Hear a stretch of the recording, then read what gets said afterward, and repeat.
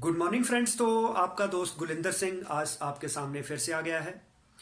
तो आज का जो हमारा सेशन चल रहा है तो वो आपको पता है कि राइट ग्रोथ ऑफ किड्स है। तो जिसमें हमने कल फर्स्ट टॉपिक कवर किया था जिसका नाम था फिजिकल ग्रोथ ऑफ किड्स। तो आज हम कवर करेंगे मेंटल ग्रोथ ऑफ किड्स। तो मेंटल ग्रोथ से मतलब है I Q and E Q. I Q होता है इंटेलिजेंसी कोशेंट, ई क्यू होता है इमोशनल कोशेंट। तो दोस्तों हमने देखा है कि इस दुनिया के अंदर 100% लोगों में से 95% लोग इंटेलिजेंट होते हुए भी ज़िंदगी में कामयाब नहीं हो पाते। मात्र 5% लोग हैं जो इस दुनिया में कामयाब हैं। ऐसा क्यों है? तो ऐसा इसलिए है क्योंकि 95% लोगों का जो एजुकेशन उनको दी जाती है वो आई क्यू को इम्प्रूव करने की दी जाती है, इमोशनल इंटेलिजेंसी कोशेंट। लेकिन दुनिया में जो 5% लोग कामयाब हैं उनको एजुकेशन मिलती है इमोशनल कोशेंट की, ई क्यू। तो आई क्यू और ई क्यू का जब कॉम्बिनेशन होता है, दोनों बराबर मात्रा में विकसित होते हैं, तभी आदमी कामयाब हो पाता है। तो जिंदगी के जो धक्के हैं, जिंदगी का जो हम स्ट्रगल करते हैं, वो हमारी ई क्यू को इम्प्रूव करती है। आई क्यू हमें स्कूलों के अंदर सिखाया जाता है। तो इसके बारे में मैं एक स्टोरी भी सुनाना चाहूँगा, आई क्यू और ई क्यू क्या चीज़ है। आई क्यू की अगर बात करें तो ये एक तर्क है, तर्क होता है लंगड़ा। तो ई क्यू का मतलब होता है इमोशनल कोशेंट, ये है आस्था। हमारी आस्था होती है अंधी।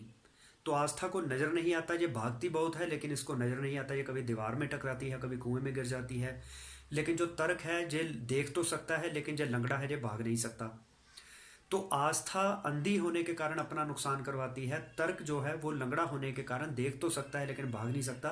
तो दोनों के अंदर कमजोरियां हैं, लेकिन दोनों के अंदर ताकत क्या है कि तर्क देख सकता है, भावना भाग सकती है। दोनों के अंदर ये दो अच्छी चीजें भी हैं।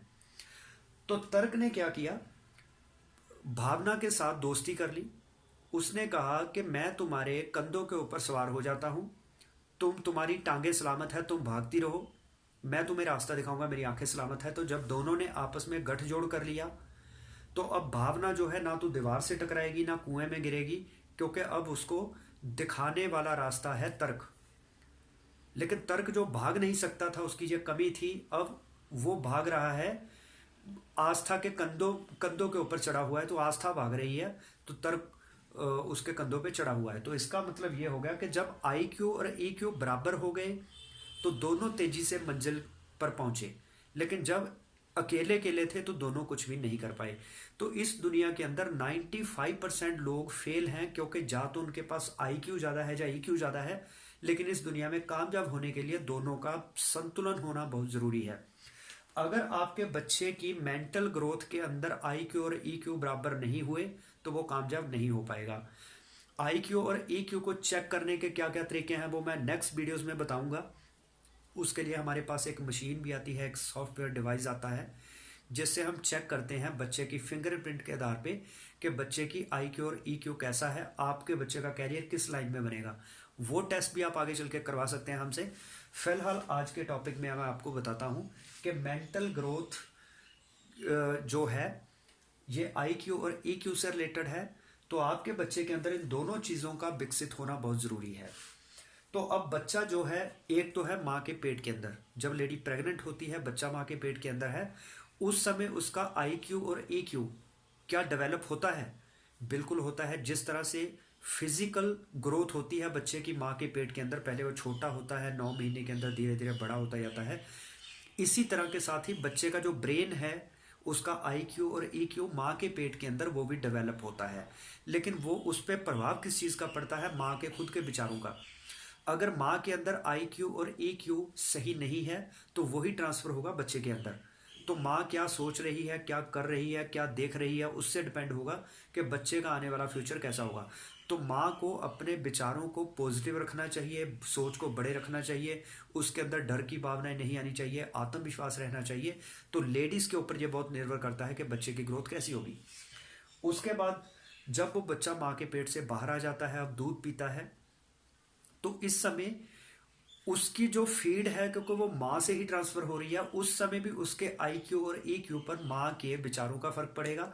साथ के साथ वो बच्चा क्योंकि अब दुनिया में आ चुका है, उसके इर्द गिर्द कौन लोग उससे बातें कर रहे हैं, एनवायरनमेंट क्या है, उस पर भी डिपेंड करेगा EQ IQ बच्चे का कैसा रहेगा।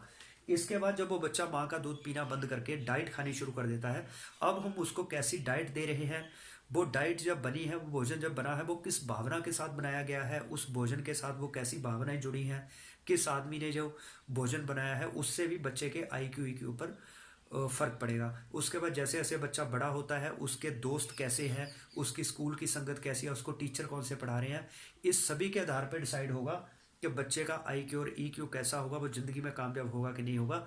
उसके बाद जब वो बच्चे की शादी हो जाती है, वो दुनिया में जब वो जॉब करने लगता है, कोई बिजनेस करने लगता है, वो कितना स्ट्रगल करता है ज़िंदगी में, उसके आधार पे भी उसका IQ EQ डेवलप होता है।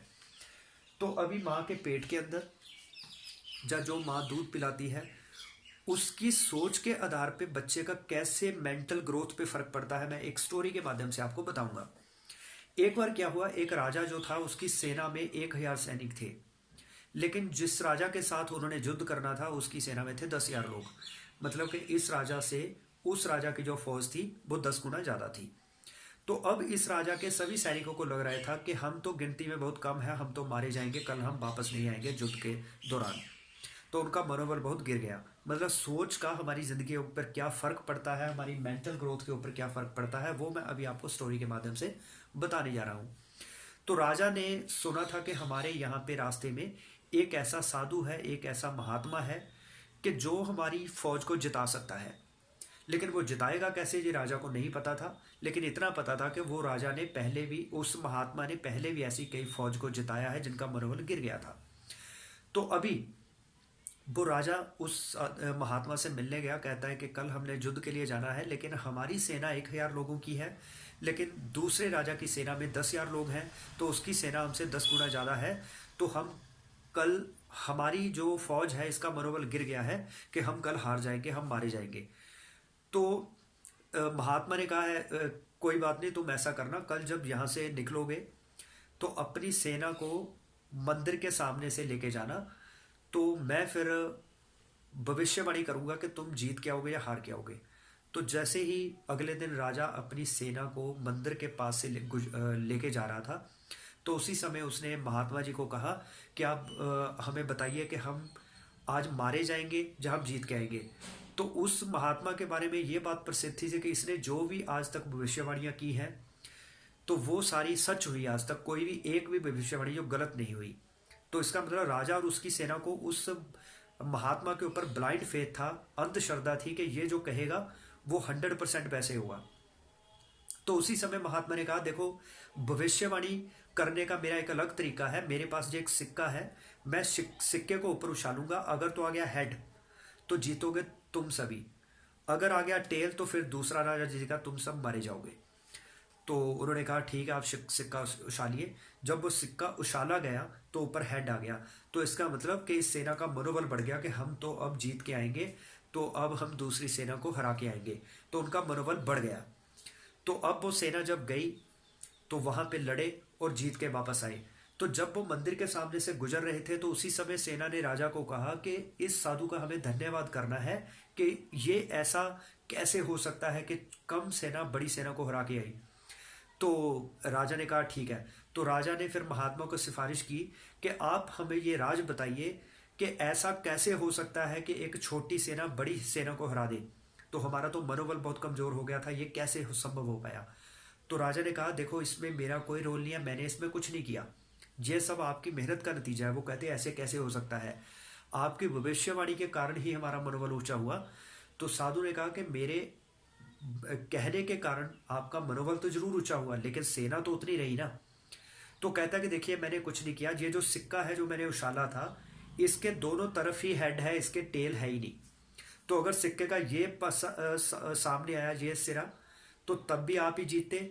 अगर ये दूसरा सिरा सामने आता तब भी आप ही जीते, क्योंकि दोनों तरफ हेड है। तो सेना को बड़ी हैरानी हुई कि ये साधु ने तो कोई भविष्यवाणी नहीं की, इसने तो जस्ट एक सिक्का उछाला था जिसके दोनों तरफ हेड था। तो इसमें साधु का तो कोई वाकई बात सही है कि इसका तो कोई रोल ही नहीं है, सिर्फ इसने हमारे सोच को बदल दिया, हमारे मनोबल को अप कर दिया। तो ये होता है एक सोच का फर्क, कि साधु ने कुछ नहीं किया, उसने सिर्फ इनकी सोच को बदल दिया, मनोबल को बढ़ा दिया। तो इसी तरह से जब बच्चा माँ के पेट के अंदर होता है या माँ का दूध पीता होता है या ग्रोथ कर रहा होता है, उस समय माँ के विचार कैसे हैं, वो बच्चे के सामने क्या बोल रही है, जब बच्चा माँ के पेट के अंदर है तब माँ के अंदर फीलिंग्स कैसी है, डर की या आत्मविश्वास की, पॉजिटिव है या नेगेटिव है, दूसरों से घृणा करती है या प्यार करती है, इससे डिपेंड करेगा कि बच्चे का आईक्यू और ईक्यू कैसा होगा, उसका मानसिक विकास कैसा होगा। तो इसलिए मैं आपसे यही कहना चाहूँगा कि अगर आप प्रेग्नेंट लेडी हैं या आप बच्चे को दूध पिलाती हैं, तो आपको अपनी सोच को पॉजिटिव रखना चाहिए, आपको धार्मिक बुक्स पढ़नी चाहिए, पॉजिटिव बुक्स पढ़नी चाहिए, आपको पॉजिटिव ही चीज़ें देखनी चाहिए, नेट के ऊपर भी आपको सही चीज़ें देखनी चाहिए, उसका ही बच्चे के माइंड के ऊपर इफेक्ट पड़ेगा। जिस तरह से एक सिक्का उछालने से जो सेना हारने वाली थी वो जीत गई, तो समझो भी ये एक मनोबल चेंज हुआ। तो इसी तरह से बच्चे की मेंटल ग्रोथ के ऊपर सारा कुछ डिपेंड करता है कि उसके पेरेंट्स ने उसको माहौल कैसा दिया, उसके टीचर्स उसको कैसे ट्रीट करते हैं, उसके यार दोस्त कैसे हैं, माँ के पेट के अंदर जब बच्चा है तो माँ के विचार कैसे हैं, माँ किन विचार कैसे लोगों में विचर रही है, उसके हिसाब से ही माँ के विचार सेट होंगे। तो ये बहुत ज़रूरी है कि जो प्रेग्नेंट लेडी है वो अपनी संगत को सही रखे। जो लेडी अपने बच्चे को दूध फीड करवा रही है तो वो अपनी संगत भी सही रखे, बच्चे की संगत भी सही रखे। जब बच्चा बड़ा होने लगता है तो उसकी संगत का सिलेक्शन बहुत ध्यान के साथ कीजिए। तो उम्मीद है कि आपको ये वीडियो पसंद आई होगी, तो इससे आपको बहुत कुछ सीखने को मिला होगा कि एक बच्चे को कैसे ट्रीट करना है, एक बच्चे की मानसिक विकास कैसे करना है। तो आप मेरी हर वीडियो को ऐसे ही लगातार सुनते जाइए। तो उम्मीद है कि आपकी ज़िंदगी में बहुत बड़ा परिवर्तन फिर आएगा। तो ये वीडियोस, ये जो कोर्स है हमारा, ये अपने अदर जानकारों को भी ज्वाइन करवाइए ताकि वो भी अपने बच्चों को सही तरीके से हैंडल कर पाए, उनके बच्चे भी कामयाब हो पाए। तो ये एक बहुत ही पुण्य का काम होगा। तो मेरी वीडियो आपको अगर अच्छी लगी है तो इसको लाइक एंड शेयर भी ज़रूर करें और सब्सक्राइब करें चैनल को, बेल आइकन को प्रेस करें ताकि आपको अदर वीडियोस की नोटिफिकेशन भी मिलती रहे। तो इन्हीं शब्दों के साथ मैं आपसे विदा लेता हूँ। Thank you.